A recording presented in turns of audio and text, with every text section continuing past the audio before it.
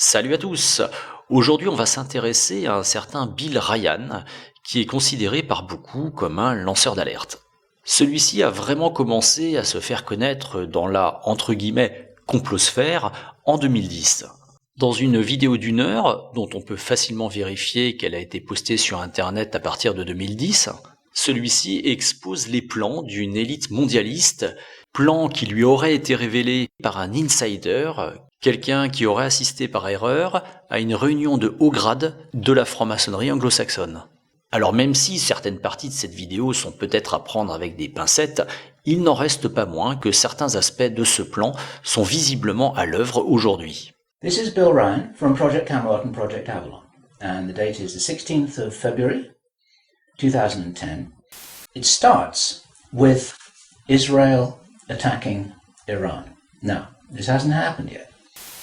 The plan is for either Iran or for China to retaliate after Iran is struck with a nuclear weapon.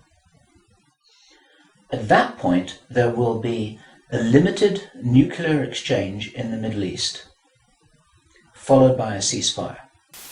The idea is that as the world looks upon this with horror, then they will demand from their governments that there are heavy controls over travel, over communication, over people who meet, over people who protest in the streets. They'll request and demand and insist on heavy controls from their governments, which will be justified. And this is where you're going to kind of get the martial law situation in all the Western countries. And then the next thing that happens in this chess game that's being played is that biological weapons are released on China. They will release a flu-like virus that will be genetically targeted against the Chinese population. It's racially targeted against the Chinese people. It's designed to spread like wildfire and to knock out a large number of the Chinese people.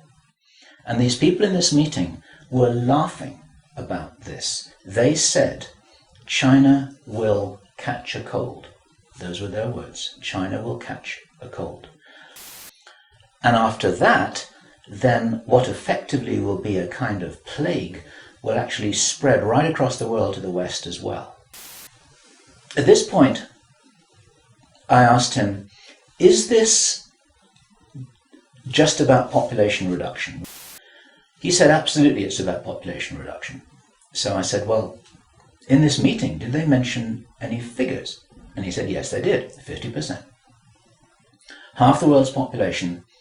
This is planned as per the Georgia Guidestones.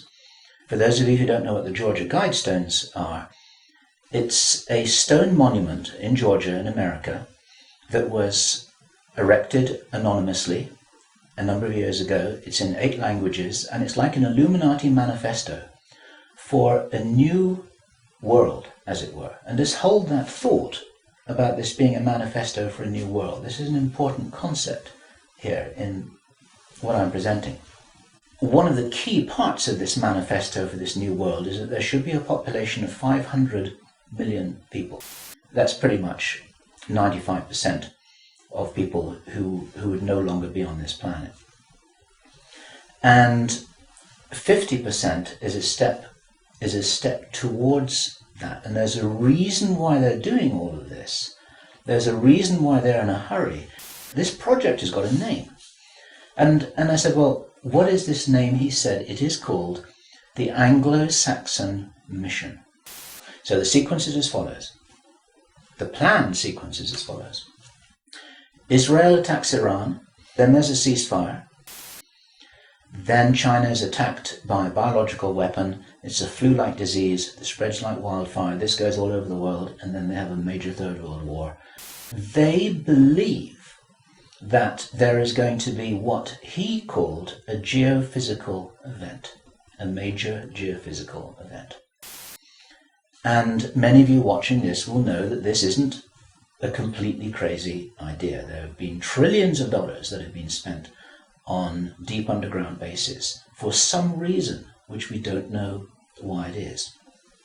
You'll know about the seed bank in Svalbard. This is in the public domain, where all the seeds of all the plants and all the crops in the world have been buried deep inside a granite vault in northern Norway. There are many precautions being taken as if something might happen that could really threaten some of these valuable resources. Our source suggests that the reason for this whole Third World War scenario is that then the Western governments, with the Chinese out of the way, will be in a state of such totalitarian control of their own population that they will be best equipped to recover and rebuild the new world after a cataclysm. I'm not for a moment agreeing that this will happen. I think this is wild, crazy stuff, but if they believe that it's going to happen, then this could be their justification for this kind of plan that we've heard about is really being discussed. It's possible, for example, that when we heard from Jordan Maxwell in our interview with him, which we did at the end of last year, 2009, he described to us how he had researched a number of repeating symbols and images that had been used ever since the time of Hitler, and even long before that, about the dawn of a new day. There's something very important in Masonic and Illuminati thinking about the dawn of a new day. And here we have possibly the reason for their belief that if you think about the possibility of a cataclysm, if they think this is really going to happen, the 2012 movie that many of you will have seen, after all of the flood and all of the earthquakes and tsunamis, then you've got these big ships sailing across a calm sea with the sun streaming through the clouds, and you've got the dawn of a new day, and the implication in that movie is that now those people will be able to rebuild the new earth because those are the survivors. It's the modern day Noah's Ark. It's possible that the dawn of the new day, that it refers to that. And it even occurred to me, and I'd be interested for other researchers to offer their views on this, that the very term the New World Order that we first started to hear about 20 years ago, actually longer ago than that, but the New World might be the post-cataclysmic world. The New World, it might be the order for the New World after the cataclysm. They may be planning who will inherit the New World. It may be nothing less than this. Our source told us that this has been in place for a long time. He'd first heard about the Anglo-Saxon mission as long ago as 1976. The Illuminati symbolism about the dawn of a new day has been going on for a long time. Many people think that this plan requires such a superhuman level of intelligence and strategic understanding, and is so ruthless and so cold that the logic suggests, and David Icke says this, Jordan Maxwell says this, we say this ourselves with full agreement, that this didn't come from a human source. People aren't capable of doing this against other people. There's something else behind this. We have to think big. We may be here for a reason. We may be here to help catalyze this increase in consciousness, and that's what's going to prevent this kind of thing from happening, because if we do not agree that this is the future that we want, then that's not what we're going to experience. We do all co-create our reality, we do all have a part in it, and I profoundly believe that by becoming aware of these plans, this is the way that we avert them.